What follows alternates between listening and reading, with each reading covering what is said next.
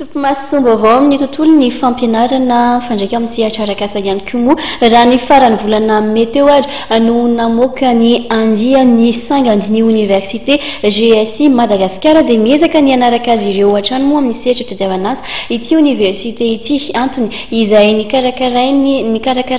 ny valandresaka ny arahana tamin'ireo mpandraharaha tatitra mikasika an'izay entiny lovana manantsosy Christian Rakotondramanga.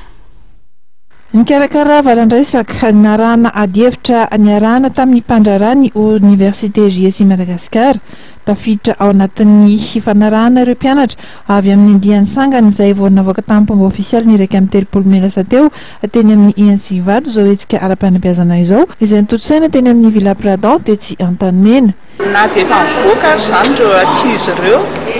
dia ny zava-dehibe dia mamolavola azy na hoe miakompane azy zany amin'ny atrehan'izy ireo ny asa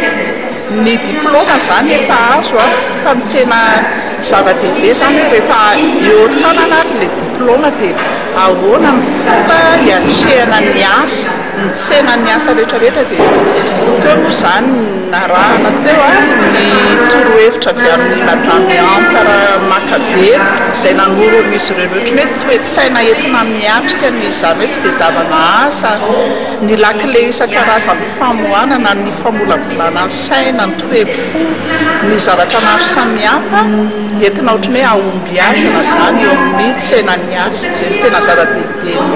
raiketina teo moa zany dia hoe malagasy isika malagasy ireo mpianatra ireo dia tena ananany mihitsy miaraka amin'ilay diplôma zany ny fahafahana ampandroso amin'ny Madagasikara. Isan'ireo mpandraharaha nizarany traikefany tamin'ireo mpianatra Ramatoa Manatsoaralala renim-piainy andiany sangany tondra fanazavana mikasika ny sehatry ny fandraharana ity tompon'andraikitry ny Mandavision ity ary niezaka namakafaka ireo olana mety hiteraka sakana amin'ny fananganana orinasa sy ny tondra vahaolana ihany koa. Tena hoe sehatry ny asa olona tsy matokotoko izany. Zandro ka misy olona ambony mbakavavy za madama avec conception tsara na tubaron grande braderie enfin fotoanay gratuit mihitsy nefa ao.